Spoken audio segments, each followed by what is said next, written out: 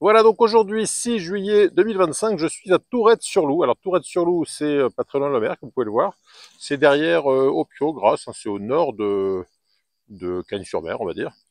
Et pourquoi je suis à Tourette? C'est parce que sous la table de ce jardin est venu s'installer un petit essaim. Alors c'est pas un essaim qui est venu s'installer juste pour se poser et repartir, c'est un essaim qui s'est carrément installé pour s'installer.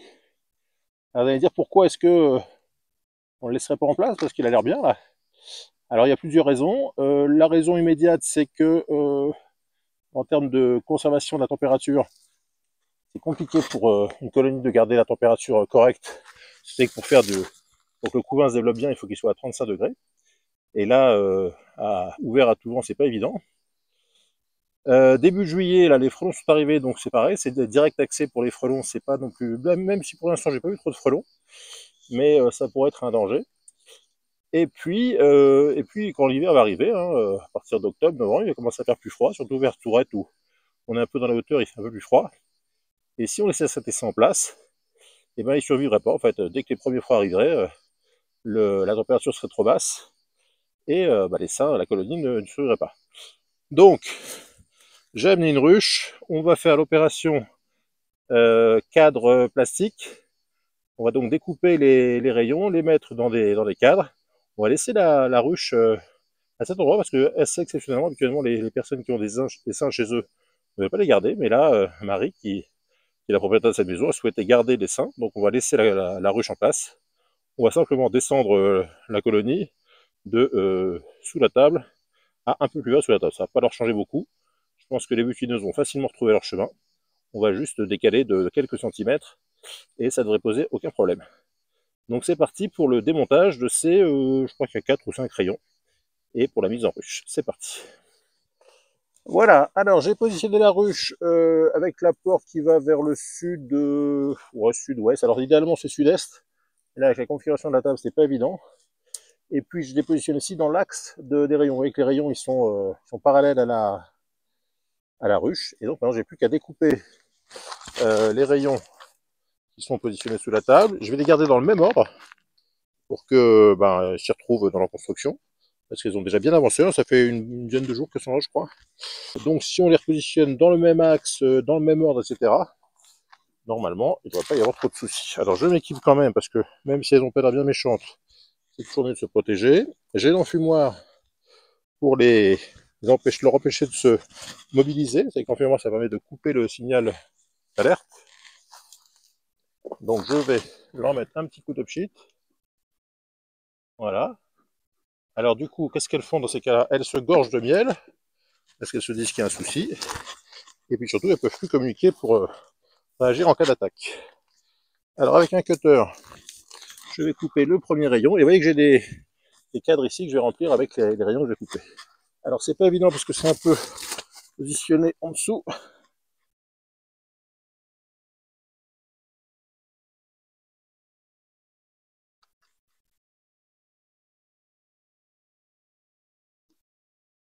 Voilà, on a un tout petit rayon qu'on va mettre ici.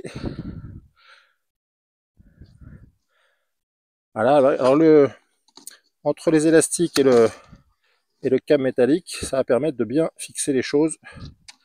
Voilà, on pousse un peu sur le câble et ça maintient. Alors le deuxième, alors oui, je ne sais pas si vous voyez ici, mais il y a déjà du couvain. Donc c'est bien, ça veut dire que la colonie va bien. On va essayer de couper ça sans faire de dégâts.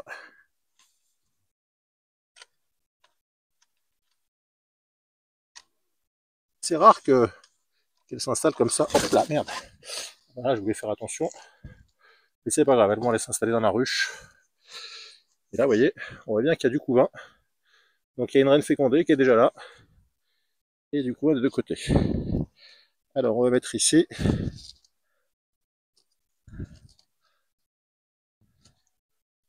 Voilà. Alors elles vont après ensuite aller fixer les cadres correctement sur les bords. Donc je ne m'inquiète pas plus que ça. Et puis je vais essayer de prendre ce troisième cadre. Je vais leur mettre un petit coup de pchit parce qu'elles ont l'air un peu inquiètes. Voilà. Et on va enlever le troisième cadre que je dois pouvoir caser en dessous.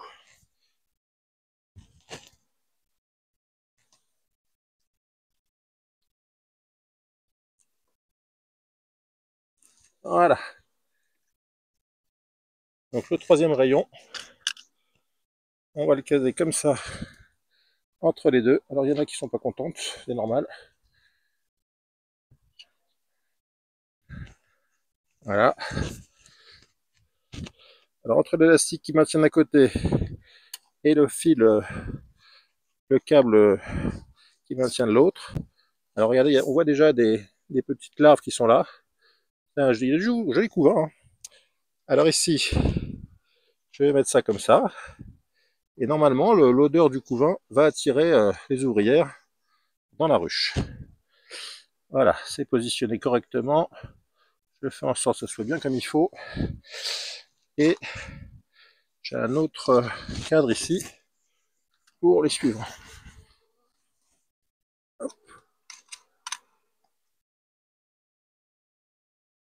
Alors c'est quand même une colonie qui est assez populeuse, à l'air de rien.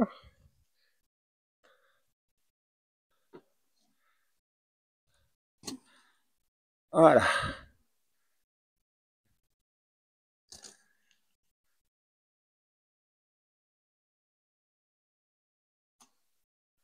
Il y a toujours un tout petit peu de casse, mais bon, c'est inévitable, hein. Et là, j'ai positionné comme ça pour qu'elle soit en face des autres. Voilà. Et là, il me reste des abeilles qui sont là, mais elles vont venir dans la ruche assez vite, je pense. Alors, j'avais mis un cadre de cirgofrais d'un côté. Je vais mettre un autre cadre de cirgofrais de l'autre côté. Comme ça leur fait un petit cloisonnement. Voilà. Et on va laisser, du coup, on va enlever les élastiques. Alors, quand on laisse les élastiques, elle mettre les élastiques dans la sciure, ce qui n'est pas forcément indispensable. Alors, elles sont pas méchantes, hein. Voilà. Alors maintenant, est-ce que ça rentre? J'aimerais bien qu'elle rentre un peu plus vite dans la ruche. Hop.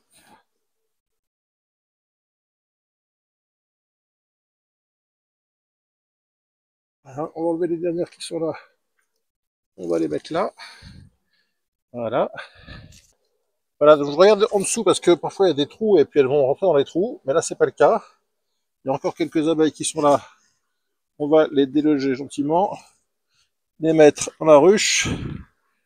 Alors ce qui se passe, c'est qu'une fois qu'elles ont passé un peu de temps, comme c'est le cas, ça fait au moins 10 jours qu'elles sont là, il y a l'odeur de la phéromone royale qui s'est posée sur la pierre. Alors elles ont tendance à revenir. Mais là je vois que ça rentre un peu au niveau de la porte. Et puis le couvain étant à l'intérieur, ça devrait les attirer. Alors je vais simplement toucher ici. Voilà, on va déloger celles qui sont là. Il y a le carton, mais tous les moyens de les mettre sous le carton. Bon. Alors là, la ruche est quasiment à la même place que à l'origine. Et maintenant, il n'y a plus qu'à attendre, voir si elle rentre bien. Donc on va patienter un peu et on va voir ce qui se passe. Je vais fermer sur le dessus.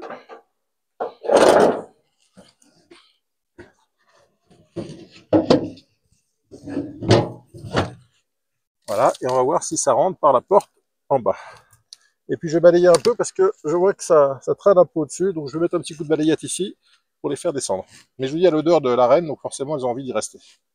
Alors, autre solution à part la balayette, c'est d'en mettre de la fumée. Elles n'aiment pas.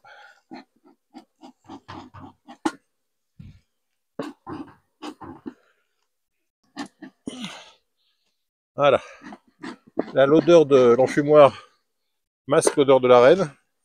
Et du coup, on peut espérer qu'elle soit attirée par le couvain qui est dans la ruche. Alors ça donne quoi? Il n'y a plus beaucoup d'abeilles là-haut. Ça a l'air de rentrer. Ah ben je vois. Là, on voit les rabatteuses qui sont en train de diffuser la phéromone royale pour faire venir les copines. Voilà, bon, on n'a plus qu'à attendre que tout le monde rentre dans la ruche et puis allons-y leur petite. Alors ce qu'on va faire, c'est que comme Marie m'a dit que c'était très au soleil, on va essayer de mettre une protection avec des branches de bois, du carton, faire en sorte que la ruche ne prenne pas le plein soleil. Parce que comme je vous dis souvent, il ne faut pas que le toit en tôle soit en plein cagnard parce que ça chauffe vite. Donc un carton, du bois, enfin quelque chose qui isole. Et puis à partir de là, ça devrait bien se passer, hein. Voilà, elle rentre.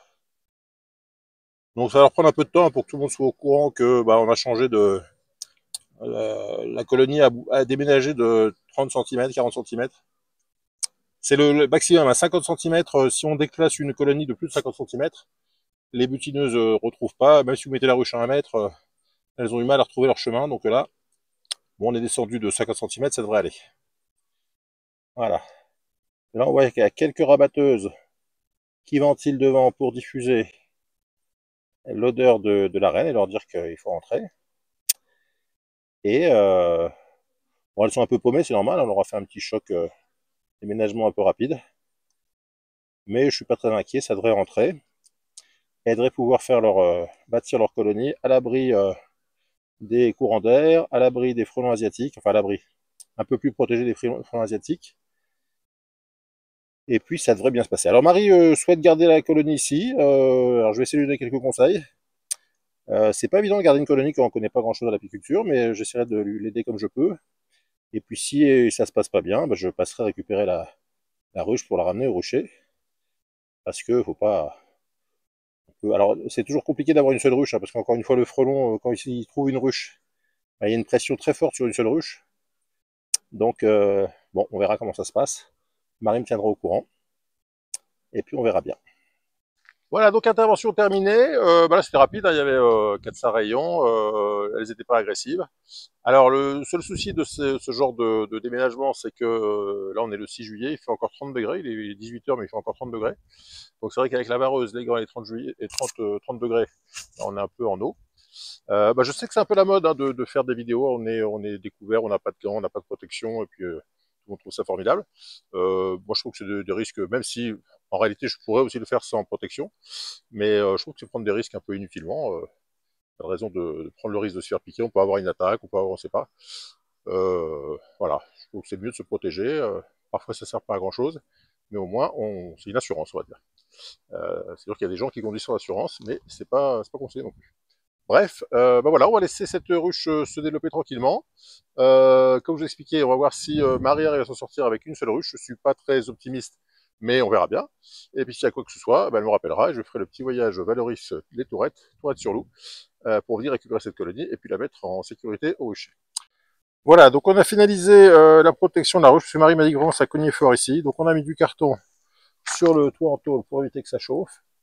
Il y avait une vieille palette que j'ai récupérée pour rehausser, d'une part pour rehausser la ruche, pour qu'elle soit encore plus près de... Parce que vous voyez, elle était positionnée ici. Donc du coup, vous voyez, entre la porte et ici, il y a 40 cm, donc c'est très bien. Et puis la palette, ça permet aussi d'avoir une ventilation par le bas, parce qu'il y a le plancher est ventilé.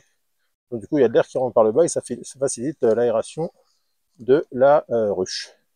Autre chose importante pour ces périodes de canicule, c'est l'eau. J'ai demandé à Marie de mettre de l'eau régulièrement.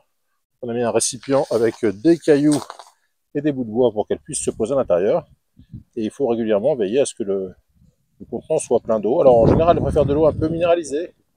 Donc si c'est de l'eau de fumier, même les anciens mettaient un peu d'urine pour mettre des minéraux dans l'eau, parce qu'elles ont besoin de certains minéraux.